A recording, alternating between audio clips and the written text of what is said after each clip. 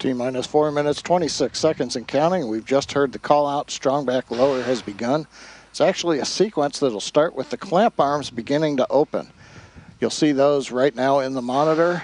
You can see the arms are on the top of the second stage. We open those in preparation for the strong back pulling away from the rocket.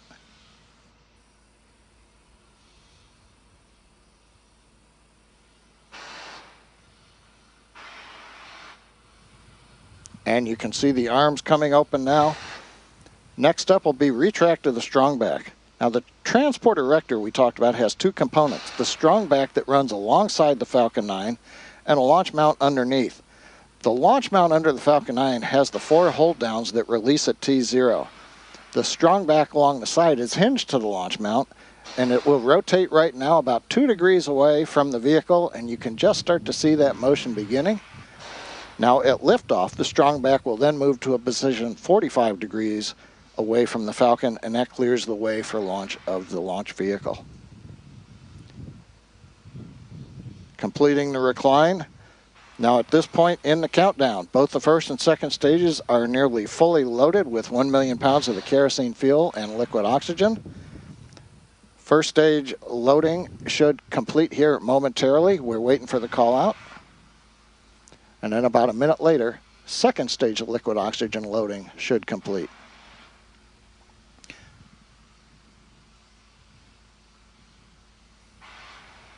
Now the white clouds... Stage 1 LOX load is complete. Stage 1 LOX load complete. We're on time. We're down to one more tank to finish loading. Stage 2 LOX. The white clouds that you're seeing around the vehicle, they're formed as the chilled gas vents overboard to maintain pressure in the tanks as needed. Current temperature at the launch site's a balmy 63 Fahrenheit, 17 Celsius, and when the gas meets that warm Florida air, it condenses the moisture in the air and it forms those clouds. As we wait for T-minus 2 minutes and the start of the second stage LOX closeout, a few more things that'll happen in the last part of the countdown. At T-minus 60 seconds, Falcon 9 will be in startup. That means the rocket's autonomous internal flight computers have taken over the launch countdown. There are computers on both the first and second stages. Stage 2 LOX load is complete. LOX load complete on second stage. That means the 1 million pounds propellant is completely loaded now on both the first and the second stages. Next major activity is going to come up at T-minus 1 minute 30 seconds. That's going to be the ground gas closeouts. We'll begin venting pressures in the strong back overboard. Make sure everything is drained in preparation for launch.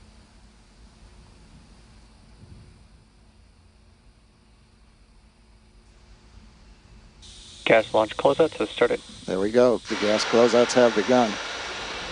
Next major event will be T-minus 1 minute. As I mentioned, the Falcon flight computers will go into startup. One comment, I mentioned there were flight computers on both stages. During ascent, the second stage flight computer is the master. As we count down at T-minus 2 seconds, we'll begin the Merlin 1D engine ignition sequence. The flight computers will command the hold downs to release at T0. Falcon 9 is in startup. Falcon 9's gone into startup. The flight computers are now controlling the launch vehicle. Falcon 9's looking good. SpainSat is ready to go. Falcon 9 team's working no issues. The weather is excellent. The range is ready. Launch director, go for launch. And the launch directors go for launch. Let's listen in to the flight of SpainSat NG1.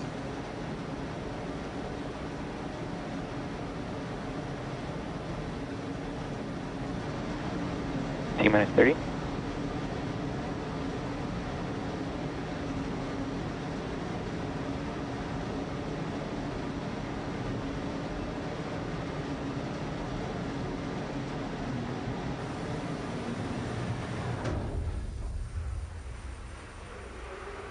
T-minus 10, 9, 8, 7, 6, 5, 4, 3, 2, 1, ignition, liftoff.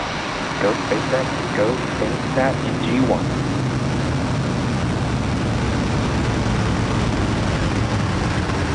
Vehicles pitching downrange. Stage 1 propulsion is nominal.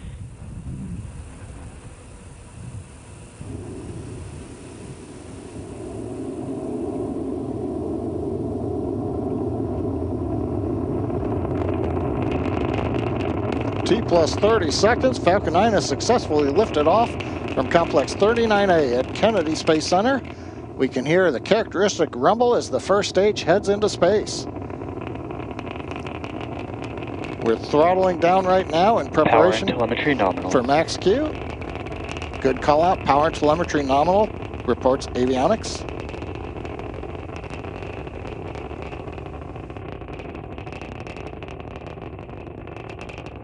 Falcon 9 is supersonic. And we have throttled back up to power.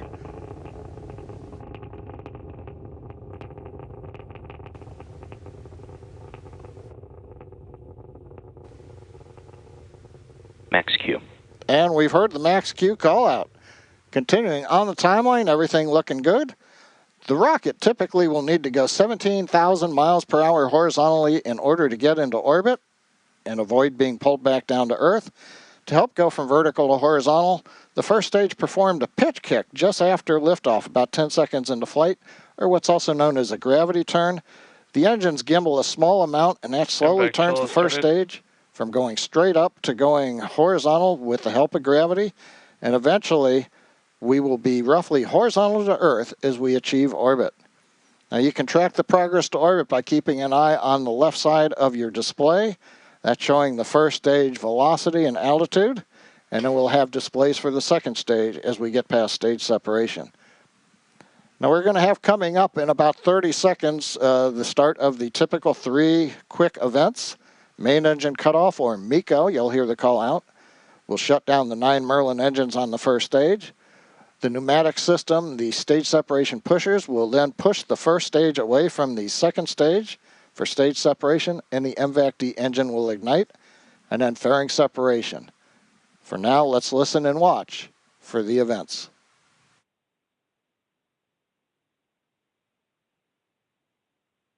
Main engine cutoff. Stage separation confirmed. MVAC ignition.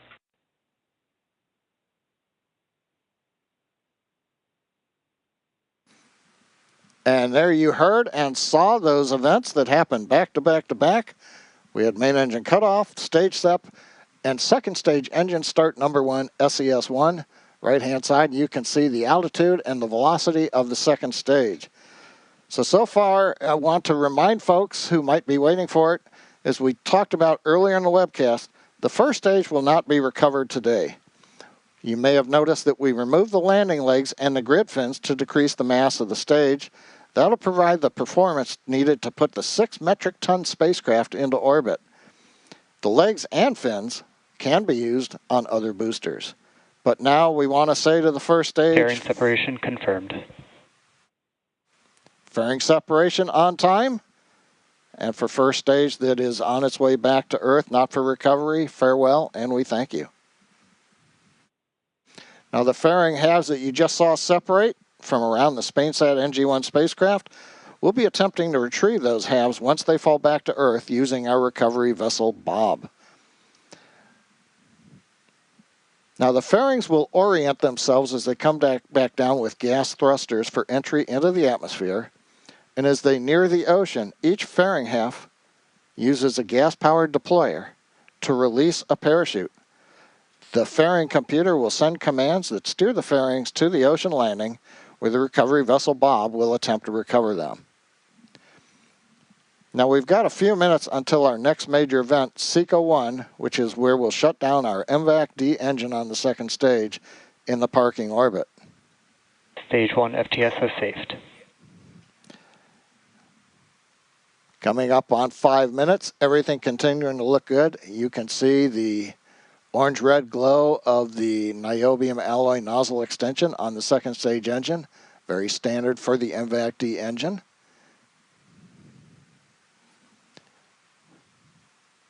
5 minutes, everything continues to look good. Now you'll notice the speed continuing to increase on the display for stage 2. That speed is obviously increasing. That's because the acceleration is going to increase throughout the burn. The thrust of the MVAC-D engine, just over 220,000 pounds of thrust in vacuum, stays constant during the burn. But as we burn off the propellant, the mass is decreasing. And so for those who remember force equal mass times acceleration, if the force is constant but the mass decreases, the acceleration is going to increase. For this first burn, the stack will be doing about 3.8 G's acceleration as we get to SECA 1.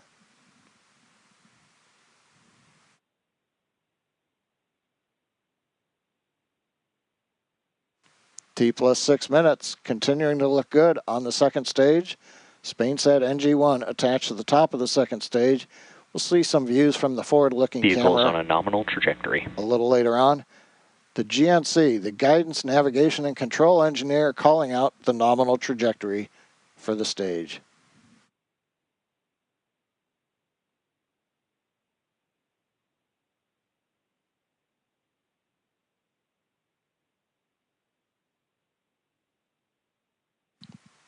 Six and a half minutes into flight, continuing to look good on the burn. Next major event's going to come up a little bit after 7 minutes. We should hear a call out of terminal guidance on the second stage as we begin to get ready for shutdown at T plus 8 minutes and 1 second.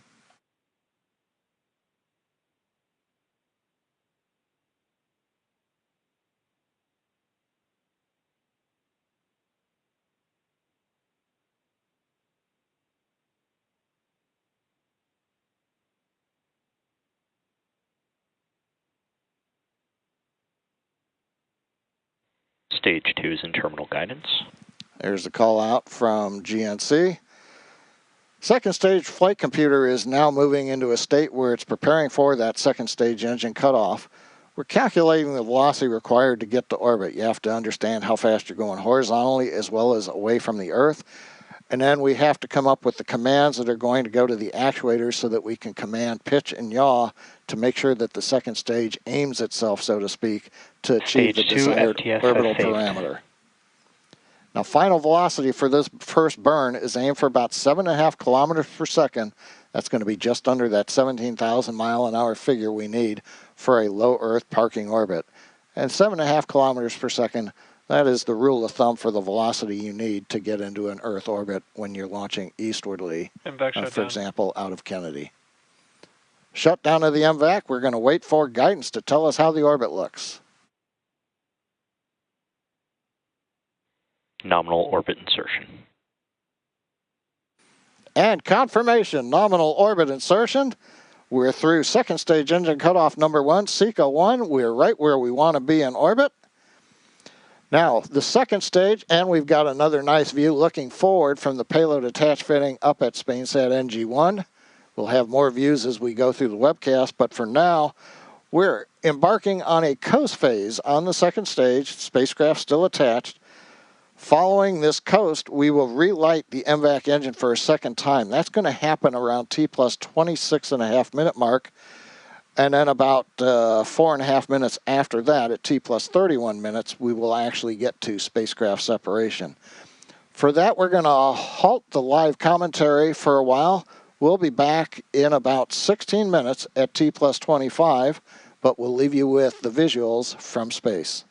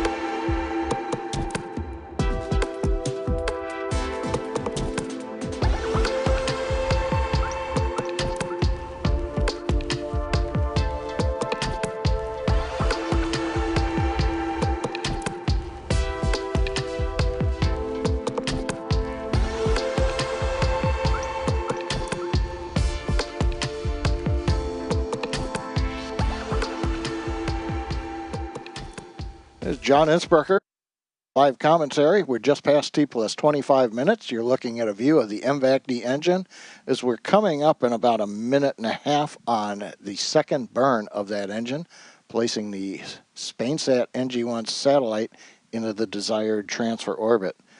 A quick recap, we had an on-time liftoff at 8:34 p.m. Eastern Standard Time from 39A at Kennedy Space Center. Successful first stage shutdown, stage separation. We had a good burn on the second stage engine. We also had the fairing separation that we saw. Fairing halves back to the ocean right now where they'll be recovered. One fairing half, that was its 8th flight. The other one was its 5th flight. We also then got into the desired orbit, and that's where we are right now, finishing up a coast phase. And we're just about 35 seconds away from relight of the MVAC engine for the second time, and that'll propel the stack into the desired geostationary transfer orbit.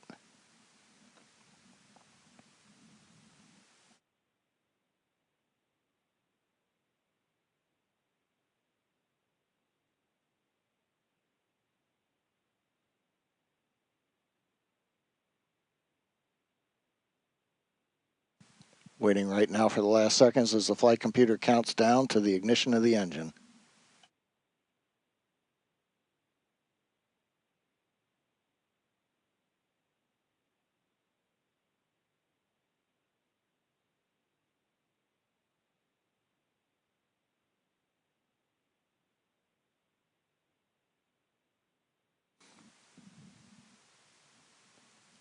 Ignition of the MVAC-D engine. Now this burn's going to last about 67 seconds. That's typical for a geostationary mission.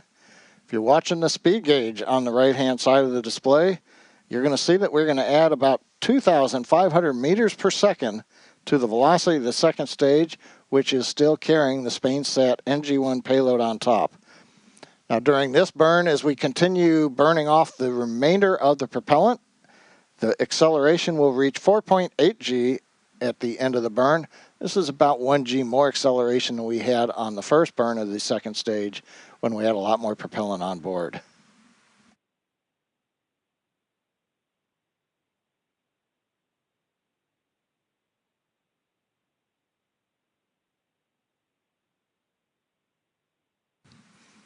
Engine now throttling down, decreasing the loads on the spacecraft as we're coming up, and we have SECO 2.